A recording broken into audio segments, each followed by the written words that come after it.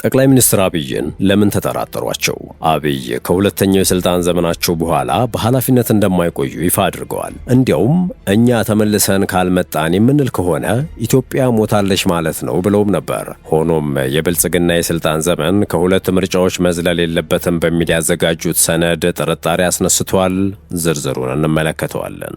ኢትዮጵያና የተባበሩት አረብ ኤምሬቶች ከሰሞኑ በጋራ ያሳለፉት ውሳኔም ትኩረታችን ይሆናል። ጤና ይስጥልን። ዕለታዊ የመረጃ ቅኝታችን በእነዚህ ጉዳዮች ላይ ትኩረቱን ያደርጋል። እስከ መጨረሻው አብራችሁ እንድትሆኑ አክብሮታዊ ግብዣችን ነው። ወደ ቀዳሚ ጉዳያችን አመራን።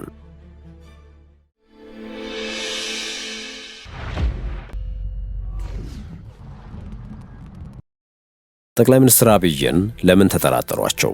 አብይ ከሁለተኛ የስልጣን ዘመናቸው በኋላ በኃላፊነት እንደማይቆዩ ይፋ አድርገዋል። እንዲያውም እኛ ተመልሰን ካልመጣን የምንል ከሆነ ኢትዮጵያ ሞታለች ማለት ነው ብለውም ነበር። ሆኖም የብልጽግና የስልጣን ዘመን ከሁለት ምርጫዎች መዝለል የለበትም በሚል ያዘጋጁት ሰነድ ጥርጣሬ አስነስቷል። ምክንያቱ ደግሞ አብይ ዳግም ስልጣናቸውን ሊያራዝሙ ይችላሉ በሚል ስጋት ነው።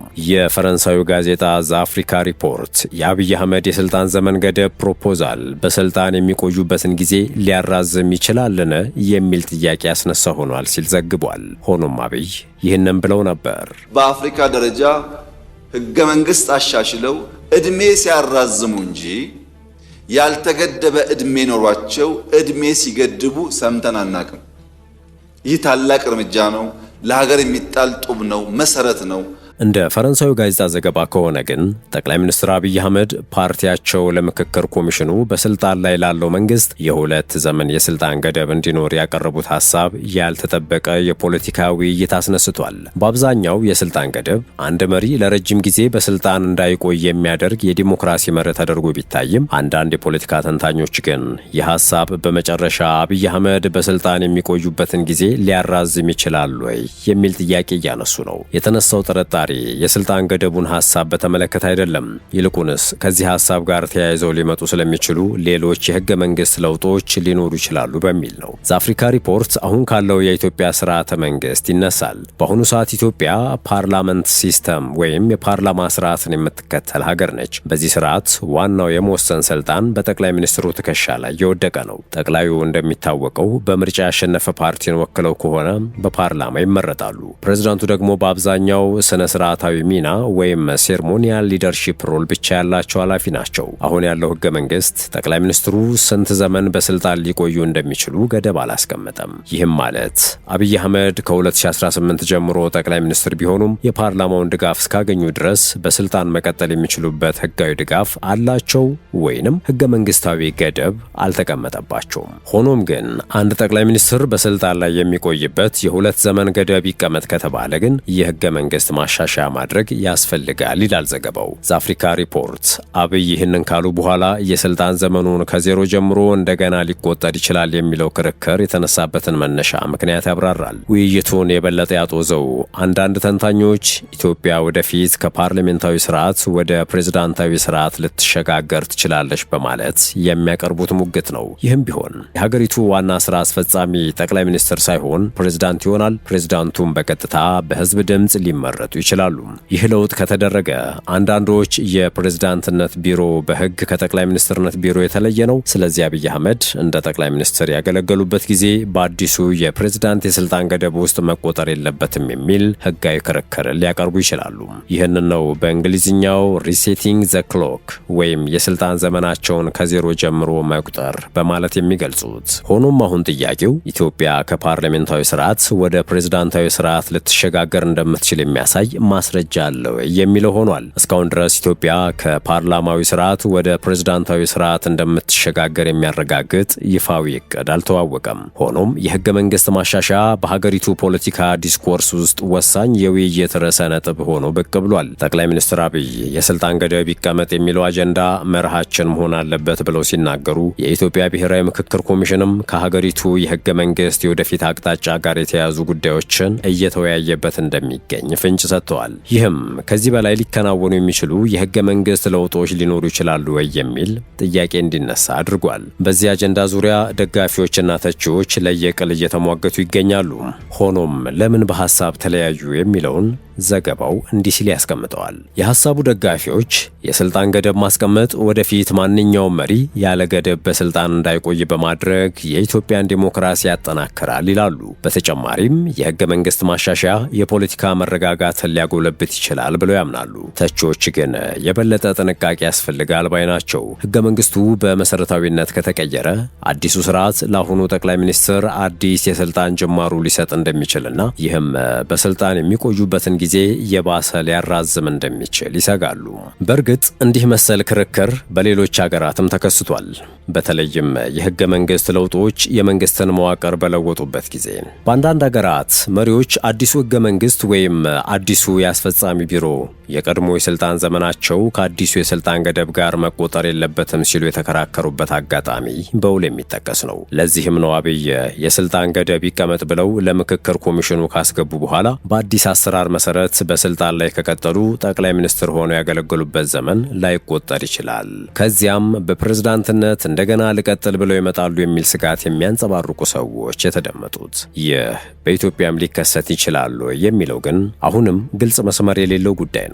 በአሁኑ ወቅት የሚደረገው ውይይት ከመንግስት ይፋዊ ፖሊሲ ይልቅ የፖለቲካ ትንታኔና ግምት ነው። ዋናው ጥያቄም ኢትዮጵያ የስልጣን ገደብ ይኑራት ወይንስ አይኑራት የሚለው አይደለም። በርካታ በዲሞክራሲ ያደጉ የሚባሉ ሀገራት እንደሚያደርጉት የስልጣን ገደብ መኖሩ በራሱ አዲስ ነገር አይደለም። ዋናው ጉዳይ ወደፊት የሚደረጉ የህገ መንግስት ለውጦች እነዚህ ገደቦች እንዴት እንደሚተገበሩ ሊወስኑ ይችላሉ የሚለው ነው። ተጨባጭ የሆኑ የህገ መንግስት ማሻሻያ ሀሳቦች እስካልቀረቡ ድረስ ግን ይህ ውይይት መሬት ላይ ካለ እውነታ ይልቅ በአብዛኛው በፖለቲካ ግምት ላይ የተመሰረተ ሆኖ ይቀጥላል። የዕለቱ የመረጃ ቅኝታችን እንደቀጠለ ነው።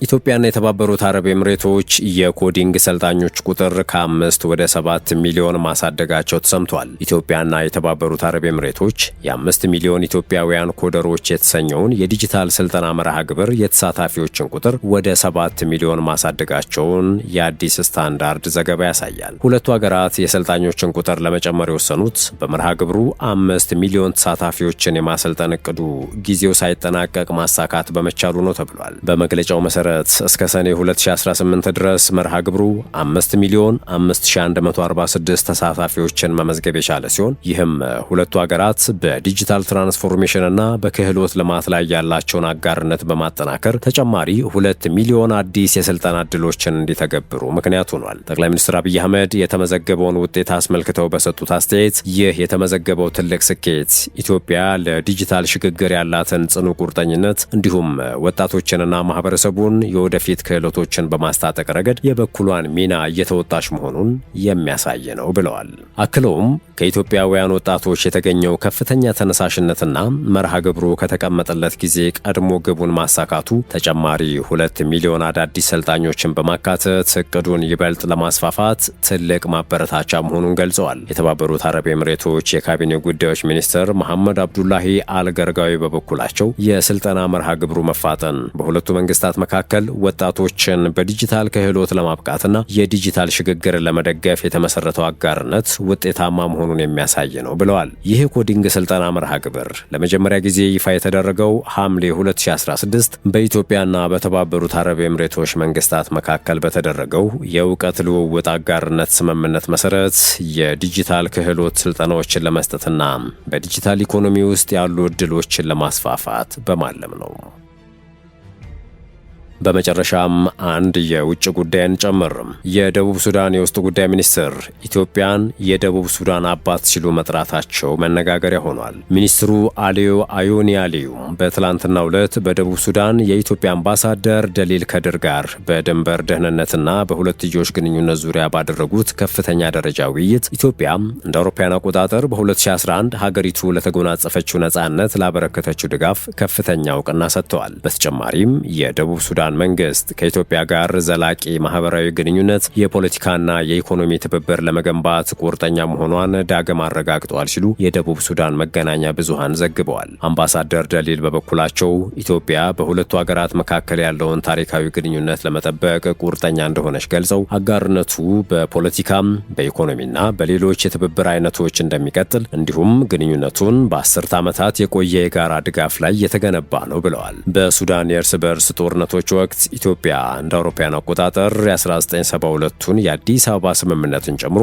በርካታ የሰላም ድርድር ዙሮችን አስተናግዳለች። በኋላም እንደ አውሮፓውያን አቆጣጠር በ2005 አጠቃላይ የሰላም ስምምነትና በ2011 የደቡብ ሱዳን ነጻነቷን ለማግኘት የረዳውን የቀጠናዊ የሽምግልና ጥረት ቁልፍ ዲፕሎማሲያዊ ሚና ተጫውታለች። ውድ የሸገር ታይምስ ቤተሰቦች የሰዓቱ የመረጃ ቅኝታችን ይህን ይመስል ነበር። ስለተከታተላችሁን ከልብ አመሰገንን። በያላችሁበት ሰናይ ጊዜን ተመኘን።